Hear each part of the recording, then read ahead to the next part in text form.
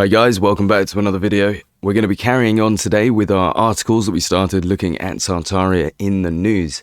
Before we get started, just like to say thank you to everyone for the warm welcome back yesterday. It was nice.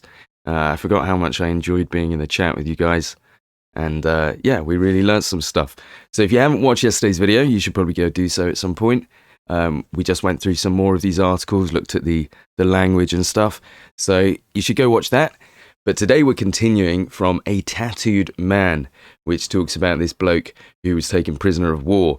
So this is just a small excerpt. So what we're actually going to do is we're going to go to the full article for this.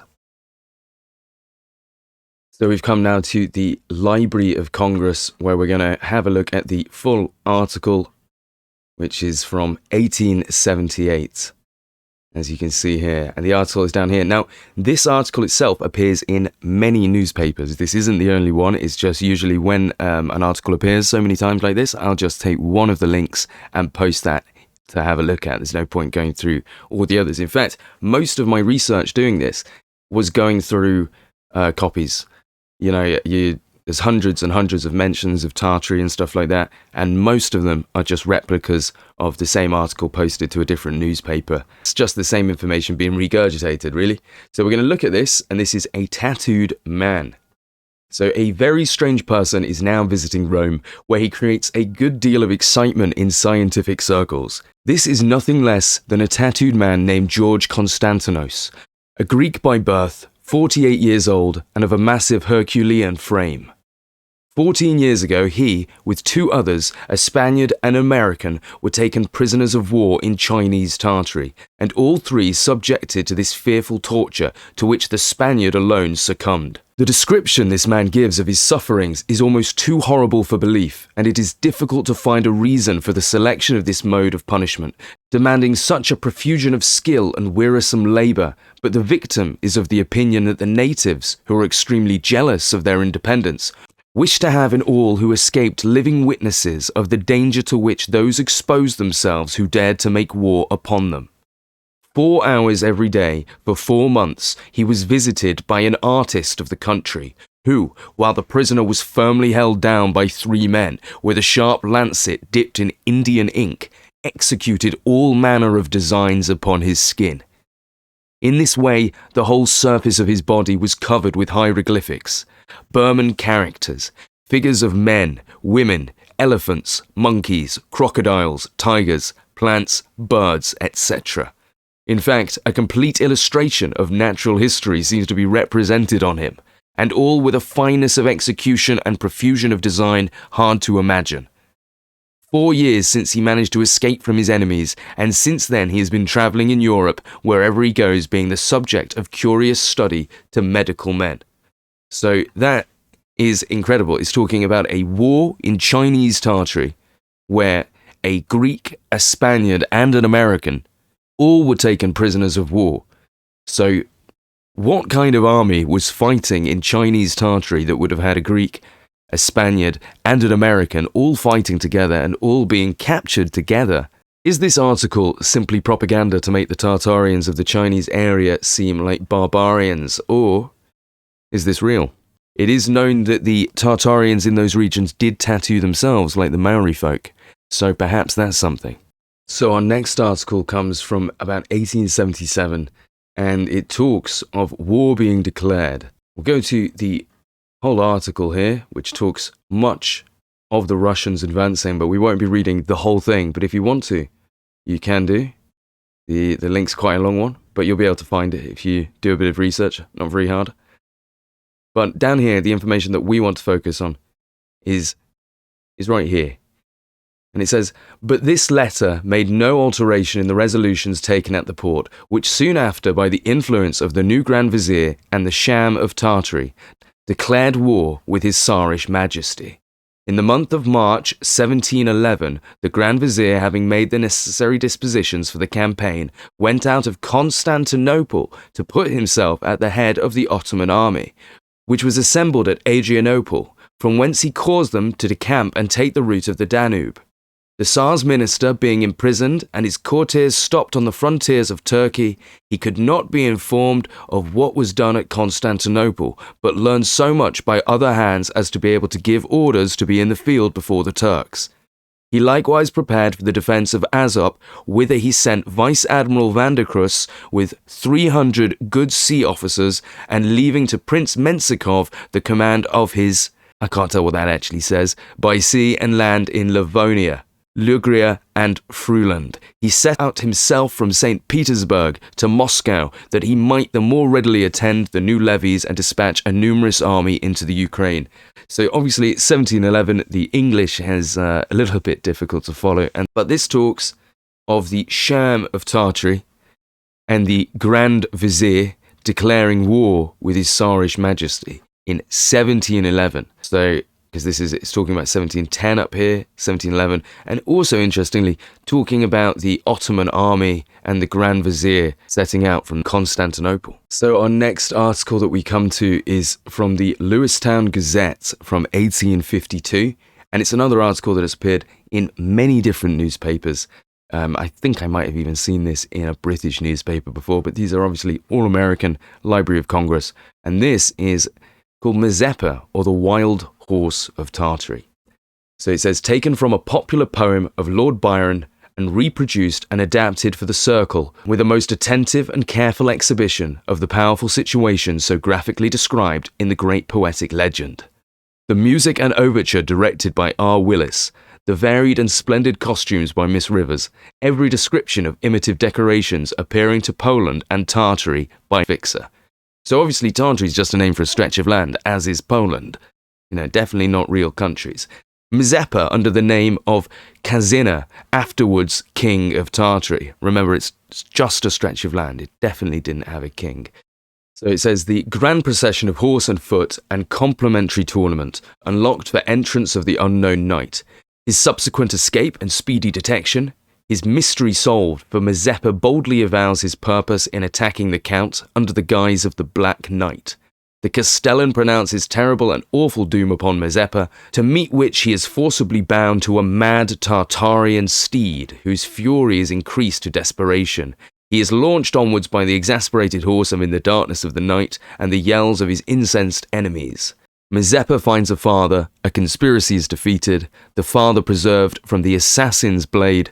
Mazeppa wears the diadem of Tartary, directs a grand war movement towards the enemy, the grand romantic spectacle with a magnificent living equestrian statue upon a moving pedestal, supported upon the shoulders of a troop of Tartars. So this is clearly this poem is based on some kind of true story that's happened in Tartary, evidently with Mazeppa saving his father from the assassin's blade, wearing the diadem of Tartary and presumably becoming the king of Tartary, as it seems to suggest up here.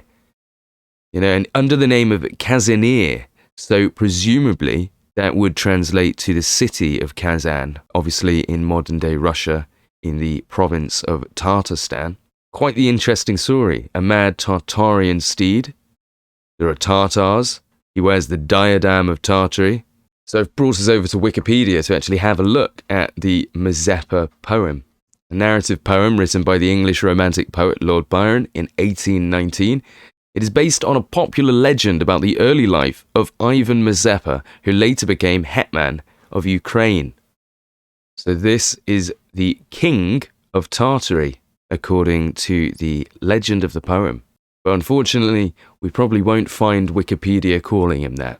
He was just known as the Hetman of the Zaporizhian host, related to the Cossacks. So just like the Crimean Khanate, this is a Cossack Hetmanate. It's nice to see that we have real people that these poems are based on. I wonder what Wikipedia has to say about Tartary. Would you believe it that in the entire Wikipedia article there is not one mention of the word Tartar, Tartary, or Tartarian? Isn't that strange, considering the name was Mazeppa, or the Wild Horse of Tartary, and he was the eventual king of Tartary, and the horse was a mad Tartarian steed, and he wears the diadem of Tartary, yet somehow doesn't even come up. Interestingly, though, I have found that they made a little short in 1910. Mazeppa, the infant son of a Tartar chief, was captured by the Poles and grew into manhood in the Polish land, never knowing his true parentage. Mazeppa, or the wild horse of Tartary. We might have to find this, won't we? Go and watch the movie. I don't know if I'm that interested.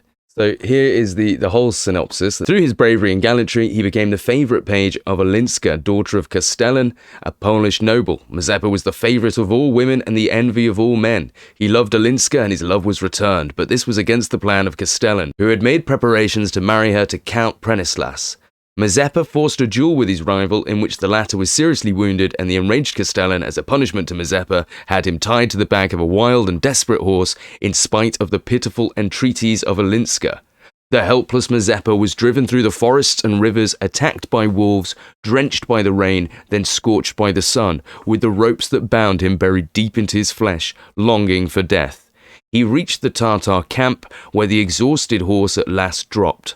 Mazeppa was discovered and relieved from his tortures by kind hands, and by means of a mark on his breast was recognized by the Tartar chief as his son. Mazeppa was proclaimed the successor to his father as chief of the Tartars. However, his greatest hope, that of making Olinska his wife, was worth more to him than all else. Disguised as peasants, he, with several of his followers, entered the house of Castellan, where they were engaged to dance at the festivities of Olinska's marriage, which was about to take place at her father's command.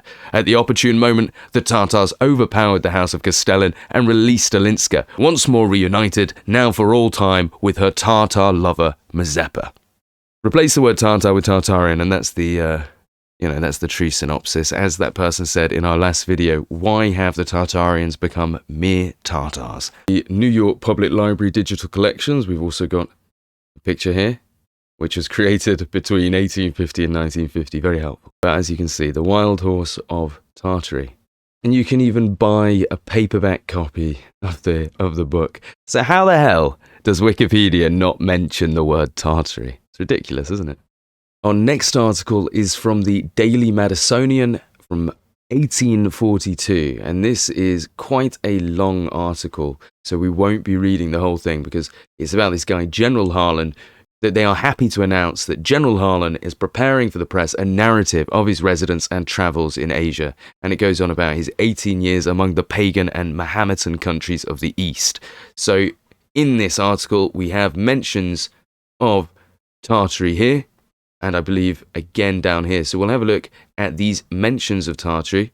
But it says, the year subsequent to this victory, he was dispatched by the Prince of Kabul on a military expedition into Tartary to make war upon the Prince of Kunduz, with whom Muhammad had long been at variance. So obviously here's one mention of Tartary to make war upon the prince.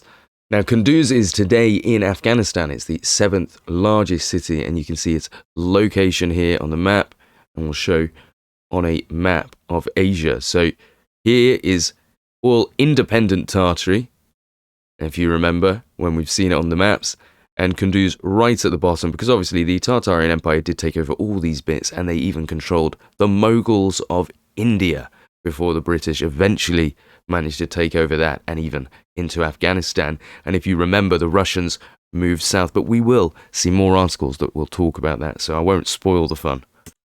The next mention of Tartary here comes after they speak of taking the fortress of Saikun, herefore to acknowledge the impregnable defense of the Uzbek frontier, made a strong impression on Muhammad Refi Beg, and set before his ambition a splendid perspective of conquest, dominion, and glory.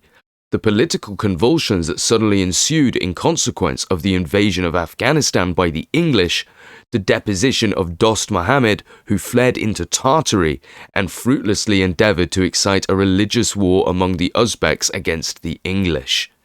This obviously talks about just what I was referencing, the English taking over Afghanistan. So this is referring to what's known as the First Anglo-Afghan War, which took place between 1838 to 1842. That matches the date on our article, which was supposedly 1842. So we can assume that that is exactly what they're talking about there. But once again, we probably won't have much mention of the word Tartary. It would seem not. It is worth noting that this result was actually eventually an Afghan victory, with Dost Muhammad Khan reinstalled to the throne of Kabul. Now, Dost Muhammad Khan, we just saw his name listed there. The deposition of Dost Muhammad, who fled into Tartary and fruitlessly endeavored to excite a religious war among the Uzbeks. Now, coming to his information, it says that Dost Muhammad Khan was exiled to Mussoorie. So we can see that Mussoorie is located in Uttarakhand, India. Interesting that this was being called Tartary, because it said he fled to Tartary, didn't it? Whereas this is evidently India. I think it's also worth noting that some many years later, Dost Muhammad actually reversed his former policy and signed an offensive and defensive alliance with the British government and eventually had a couple of wars with them, including during the Indian Rebellion of 1857, when the Indians were attempting to rebel against the British. So what's really going on here? Something's being hidden, isn't it? So obviously, looking at this map here, we can see where British India is. And this guy, Dost Muhammad, is supposed to have been exiled to Mussoorie, right? So if we have a look, Mussoorie is right here. There's Nepal, and this is Great King. So Mussoorie would have been in British Indian control. So the guy fled from the British to be exiled in British lands. That doesn't really make sense, does it? We also know that from here, it said that he endeavored to excite a religious war among the Uzbeks. Well, Uzbekistan, which is part of independent Tartary, is right here. So it seems much more likely that this man has actually fled north into Tartary rather than been exiled to Mussoorie. So when Wikipedia tells us that Dost Muhammad Khan was exiled to Mussoorie, that doesn't really make sense, considering Mussoorie was under British control right there. So, and how was he supposed to incite a religious war among the Uzbeks? By going in the wrong direction. So this just shows how they've altered history. Now, our next article comes from 1870 in the Kenosha Telegraph. And it's down here that we have a mention of Tartary again, from an article entitled, How the Chinese Came to Wear Pigtails. It is curious how the Chinese came to wear pigtails. Several hundred years ago, the inhabitants of China wore their hair as we do. There was war between China and Tartary, and the Chinese got the worst of it and were conquered. When the first Tartar king of the present dynasty came to the throne, he determined to humble the pride of the Chinese. He began in 1644 by ordering everybody to shave off the hair except a tuft on the crown, that being the way he wore his own hair. There were a great many proud and high-spirited gentlemen in China who would not obey the command, and the result was they had their heads chopped off. It is rather an uncomfortable thing for a man to lose his head. The Chinese thought so and concluded to shave and braid their hair into a pigtail, although it was an act of degradation. They felt it keenly, but as the years rolled on, they forgot the humiliation and began to like the fashion. As soon as the pigtails became fashionable, young gentlemen of China tried to get up the longest, neatest, and glossiest tails possible. They cultivated them just as young gentlemen in the United States and almost everywhere else cultivate their whiskers and moustache.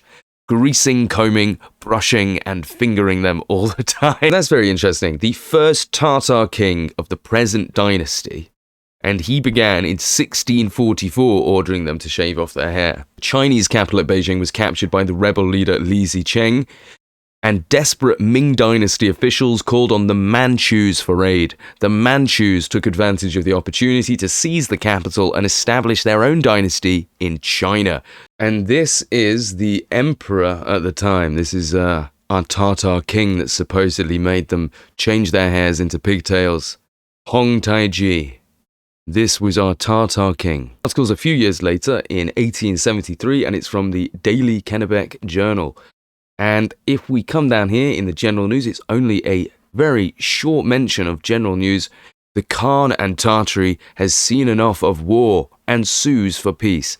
So in 1873, just remember, Tartary, it definitely wasn't a real place. It definitely didn't have a Khan, and it definitely wasn't suing for peace. Our next article is from 1884, and this one talks about the hostilities between France and China.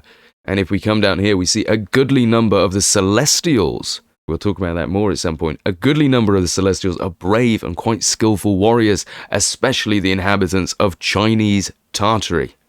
The next article to look at is a few years before. It's from the Daily Gazette, and it's 1877 from Delaware. Now, the piece we want to look at is down here, and it's talking about Russia. It says, Russia has for centuries been a grasping power. Among her territorial acquisitions are the Baltic provinces, Courland, Livonia, Estonia, the islands of the Bosnian Gulf, Finland and Lapland, on altogether 320,000 square miles. All of the once great kingdom of Poland, larger in extent than the Austrian Empire of today, has been absorbed. The Circassians, occupying a country 170,000 square miles in extent, have been rushed by a war of extermination. From Tartary has been acquired the immense territory between the Caspian Sea and the Baikal Lake, equal in extent to Austria, Prussia, France, Spain, and Italy. So as you can see, from Tartary, they have acquired all the land between the Caspian Sea and Baikal Lake. So I've brought us over to Google Maps to have a look at this. This is Lake Baikal, and this is the Caspian. So what this article is claiming is that from Tartary, that they have taken from Tartary all this land between here. So once again, from Tartary has been acquired the immense territory between the Caspian Sea and the Baikal Lake, equal in extent to Austria, Prussia, France, Spain, and Italy. China has yielded the province of Amur-Kienga, larger than the state of Ohio. Prussia, the district of Bialystok, with 184,000 inhabitants. Austria, the province of Galicia, with 400,000 persons. Persia, various districts on the shores of the Caspian, exceeding New England in area. Japan, the island of Saghalien, larger than Sicily and Sardinia put together. And Turkey, the Crimean Peninsula, and other provinces in area 160,000 square miles. Khiva and other countries of Central Asia are occupied by Russian troops and will no doubt be formally annexed in due season. In view of this record, it is not wonderful that Austria and England regard with apprehension the Tsar's attack upon Turkey, and the Turks consider the struggle won for the life of their empire.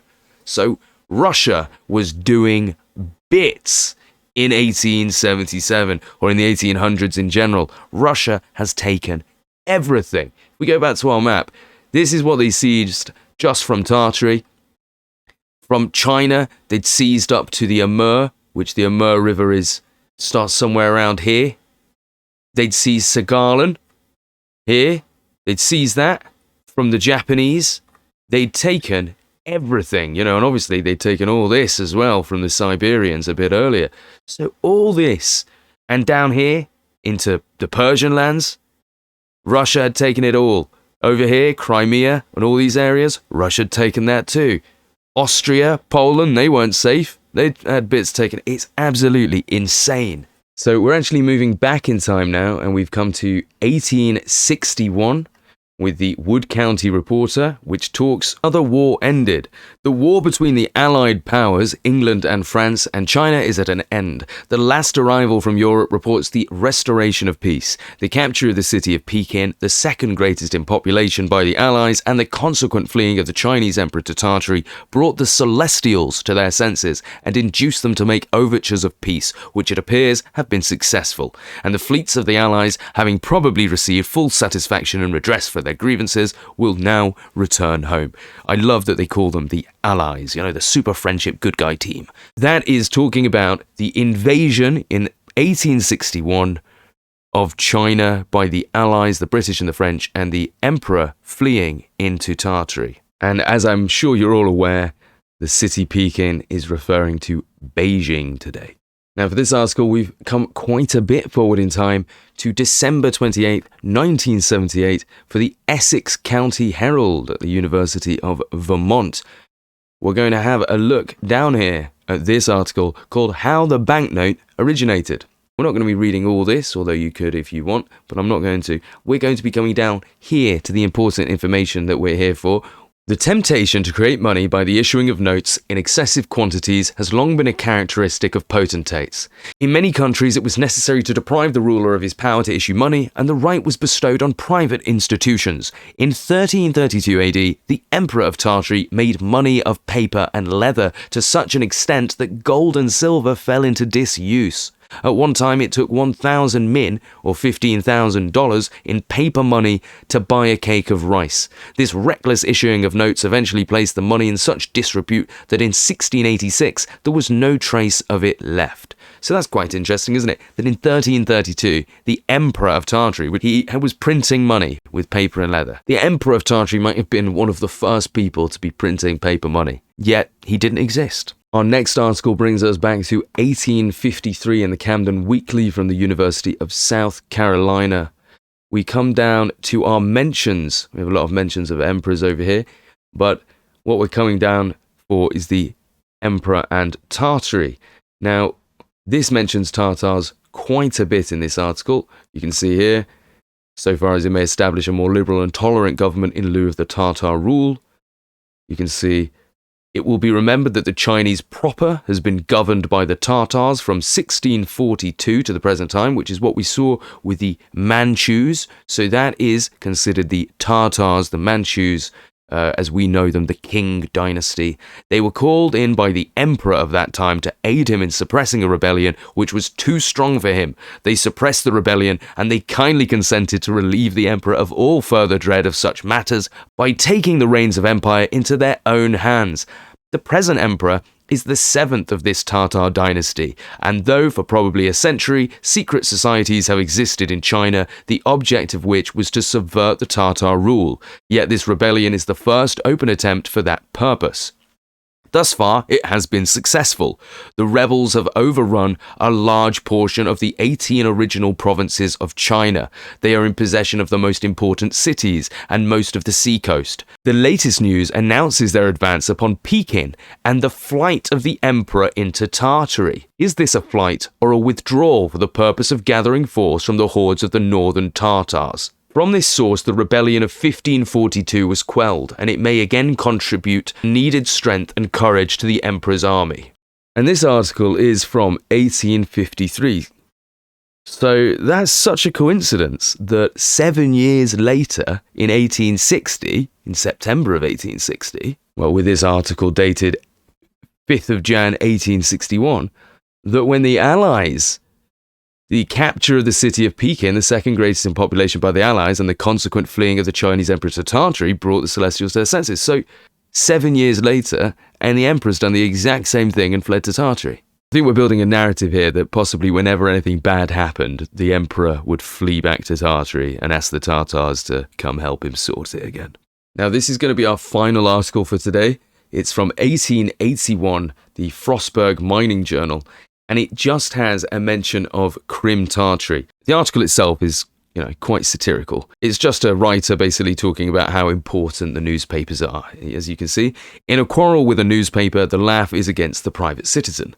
The press asserts for the public the right of eminent domain over individual affairs. If your daughter is to be married, the newspaper calls to count the towels and see the pattern of the spoons. If the emperor of Crim Tartary or the king of the Cannibal Islands arrives, the newspaper takes an inventory of his bedchamber and informs us that he likes his beef rare.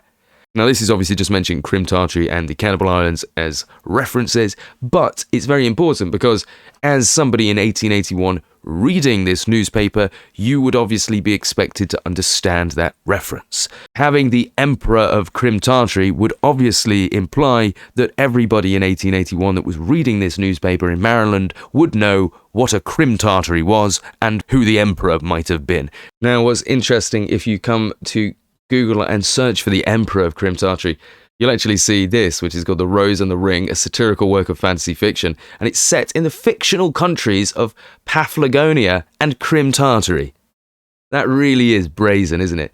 But you can see here, welcome, History of the Life of Peter I, Emperor of Russia, and you can see the mentions Crim Tartary right there. Amazon for sale, mentions of Crim Tartary. So how the hell they get away with saying set in the fictional countries of Paphlagonia and Crim Tartary? It was a real place. Now, what its official name is the Crimean Khanate. You'll notice the coat of arms includes our Tartarian griffin.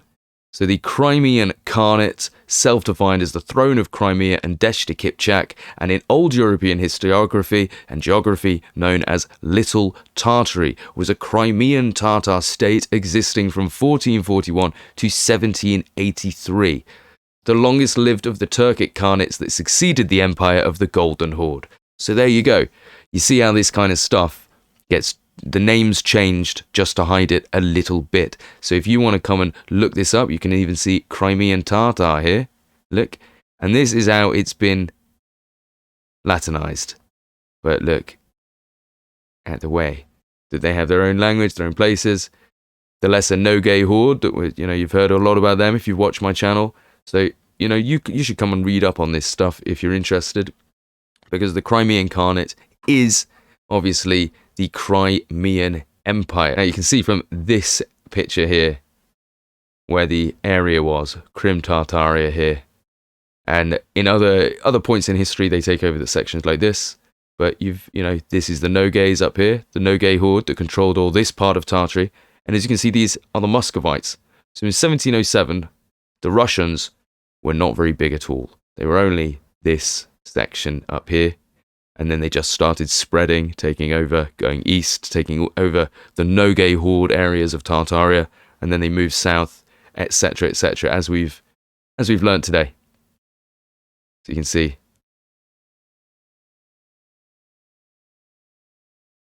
Look at that. Posted it somewhere. I actually posted it on my channel. So if you go into my community posts, I think I've got the name for that. But yeah.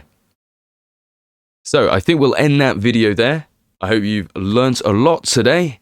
We'll be back tomorrow where we'll continue from the next article and we'll get through all of these, hopefully learn a bit more. And it does go more in depth into the Russian advances into independent Tartary, and it does help us build a bit of a timeline, which we can do. All takes place around at about 1860.